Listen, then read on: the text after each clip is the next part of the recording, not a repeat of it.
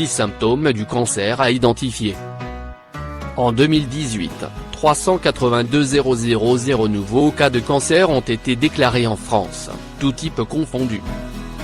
Ces estimations recensées par Santé publique France et l'Institut national du cancer révèlent une hausse de 6% chez les hommes et de 45% chez les femmes en l'espace de 18 ans, entre 1990 et 2018.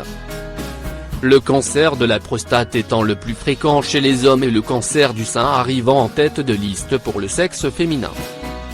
Au vu de ces chiffres et de l'incidence de ce mal susceptible de toucher une femme sur 6 et un homme sur 5 dans le monde, la sensibilisation est donc cruciale, à commencer par les symptômes que l'on a tendance à négliger.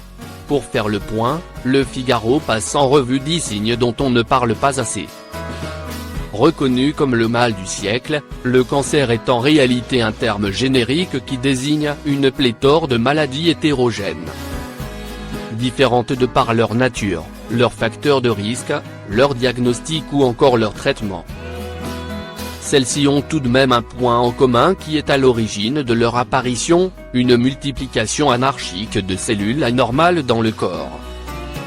Celles-ci pouvant s'étendre à d'autres tissus de l'organisme à travers les vaisseaux sanguins ou lymphatiques et envahir des organes adjacents à ceux initialement touchés.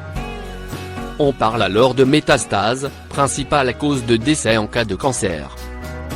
30 à 50% de cancers peuvent être prévenus.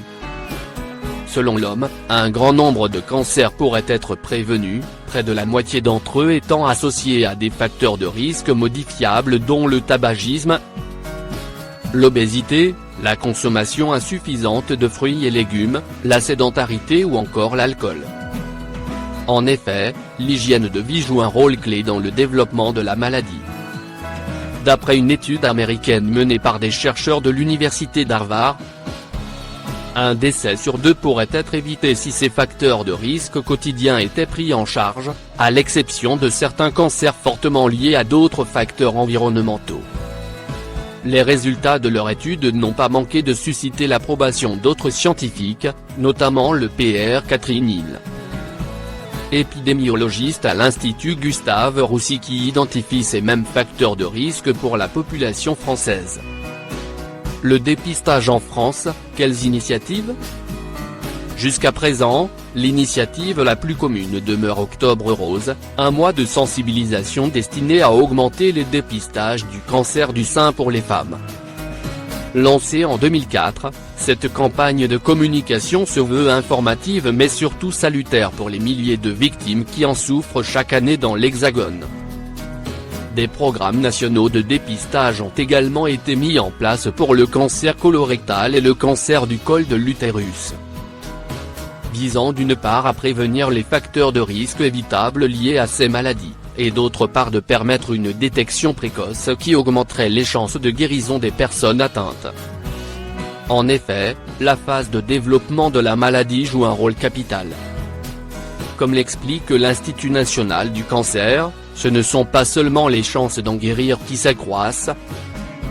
Les traitements sont également moins lourds pour les patients lorsque le diagnostic est établi à temps. Toutefois, Frédéric Debelle, responsable du département dépistage à l'Institut national du cancer tient à faire le point, ce n'est pas parce que l'on participe au dépistage organisé que l'on est protégé. L'apparition de symptômes pouvant dans de rares cas se manifester chez des personnes non ciblées par les dépistages ou dans l'intervalle entre 2 examens. 10 symptômes à connaître. De ce fait, la sensibilisation, la prévention et le dépistage sont des éléments à toujours prendre en considération pour évaluer sa santé, tout en prêtant attention à certains symptômes qui s'avèrent communs mais généralement méconnus. Identifié par le Pr Katrina Whitaker et ses confrères du département d'épidémiologie et de santé publique du King College et de l'University College de Londres, ils ont été relayés par le Figaro Santé. Changement au niveau du transit. Toux ou enrouement persistant. Douleur inexpliquée. Changement des habitudes urinaires. Cicatrisation difficile. Perte de poids inexpliquée. Changement au niveau des grains de beauté. Difficulté à avaler. grosseur inhabituelle, saignement inexpliqué. L'étude portant sur 858 personnes de plus de 50 ans a permis aux scientifiques de récolter les données de 1724 questionnaires, menant les chercheurs vers un constat jugé alarmant.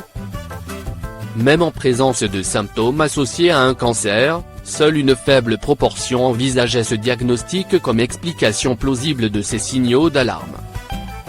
Le symptôme le plus souvent négligé étant la modification des grains de beauté.